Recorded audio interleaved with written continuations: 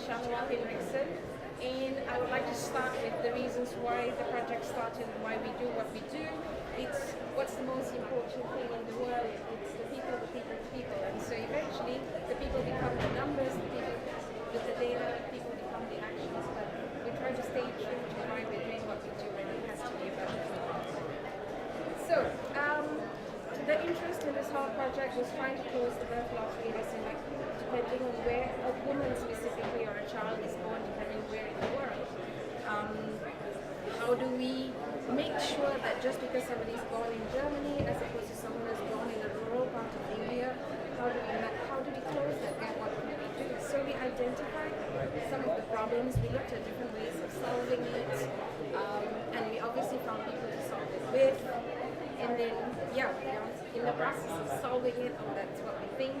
And that's where the data comes in. We're measuring, trying to improve upon it. And then perhaps the next thing is to go and find a new problem to work on. Now, I know I put the pictures of these women and I have the statement saying the problem. They are not the problem, but the fact that where they live and what they have to deal with, that is the problem. These women live in three different parts of Africa, in Mozambique, and also in the south of India. They lead very hard lives.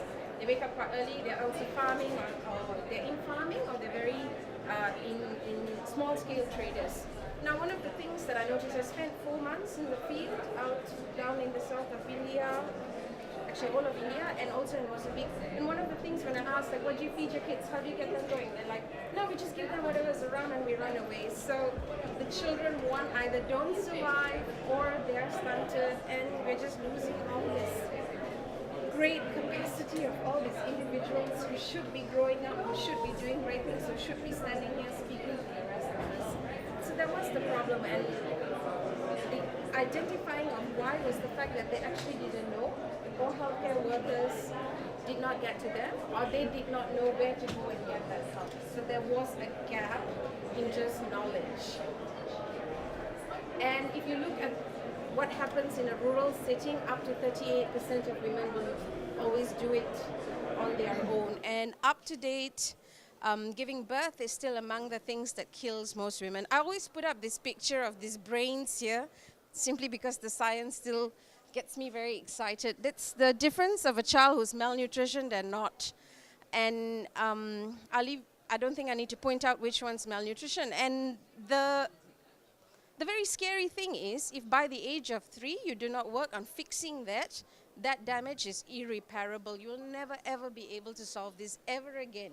There's a 3-year-old mark is the mark, and after that, nothing's going to happen anymore. Knowing all this, how do we work then with women who have children under the age of 3? How do we make sure that they know this? That, yeah, as much as you're very busy or as much as you don't have everything that you need, you're going to lose your child if you don't get around and do something about it. One of the things we realize is that for the first time ever, the world is in this amazing virtuous cycle of knowledge. We all, even though a woman might have just recently lost a child somewhere very, very deep in the depths of some rural community, she actually has a mobile phone, she has a smartphone. Of course, I'm not speaking about every part of the world, but the last digital mile is getting shorter. Our ability to reach people is shorter. How do we make sure then that a child who's sitting in a small little kindergarten somewhere in the rural depths actually gets the same opportunities as these children who were born somewhere in the Western world? They are my own kids. And I just looked at how we would be able to use the fact that these people have their mobile phones, they have the ability to communicate, and then there seems to be this gap of them getting very, very relevant information. They know what like the latest superstars are doing, but they don't know what's going on in terms of what to do about themselves and their kids. So, one way, the first way of solving the problem, and this is because I actually don't come from a tech background, but I am a scientist by training and I know how to communicate healthcare. So we first worked with this community of 3,500 women. They are widows and they are untouchable women. They have kids, and so we just did this very analog flyer, distributed it, they keep it on the altar at home amongst their statues.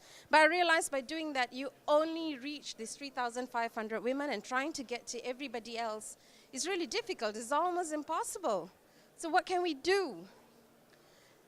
And in finding that 3,500 women, how do we then collate the data that is going to improve whatever we are doing? Their lives are going to improve because we've already touched it, but how do we look at what we are doing and see whether that data is going to create an impact? Can we then transfer that knowledge to other geographies? Can we look at what's going on in the nuances of rural women's lives, because we don't have enough of that information to make better informed decisions. While we know that a lot of people still connect to their phones, a lot, 3.9 billion people do not, and mostly it's always women and children. So we tried, with this 3,500 women, we got them equipped with community leaders who have tablets who can then use it to bring the info to them as well. Now, while we created just this healthcare knowledge going to these 3,500 women, almost like a byproduct was a super product, which I think is a super product. We ended up creating the Hanai platform, which is a transparent marketplace where we created potential dashboards for any other social purpose organization to use to deliver, to measure, and to improve upon their content. It is open source, anyone can take it and use it. Meanwhile, all the info block just builds on the Hanai core, as we have named it.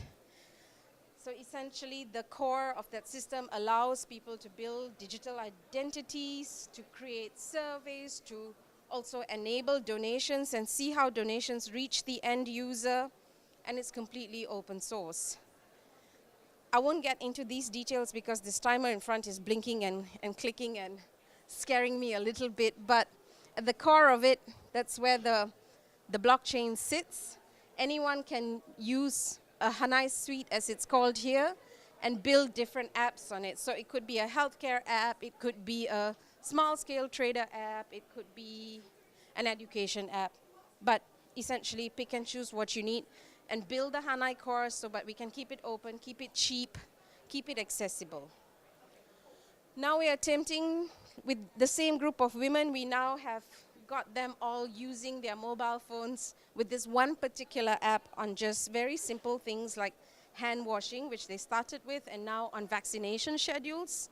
And we are beginning to measure we are now at the 6th month data collection, so we are beginning to use even data of how many times people have diarrhea in the household, what's the weight gain of the children, what's the arm growth of the kids.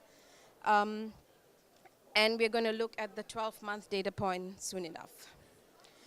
So these are some of the things that come out of using the platform itself. If you are interested in any chance to talk a little bit more, I think I'll be somewhere around at the back, and I would love to talk you through it. And one of the things that I've realized while I spent time out on the field, realizing that there was a problem, but finding the best possible way to solve it, you can only do it if you actually get together with a team of people, which is why platforms like this one at Data Natives is a crucial one, to talk to you, to see, to instigate some interest, and maybe get you on board. So, that's all I have to say about it. Thank you.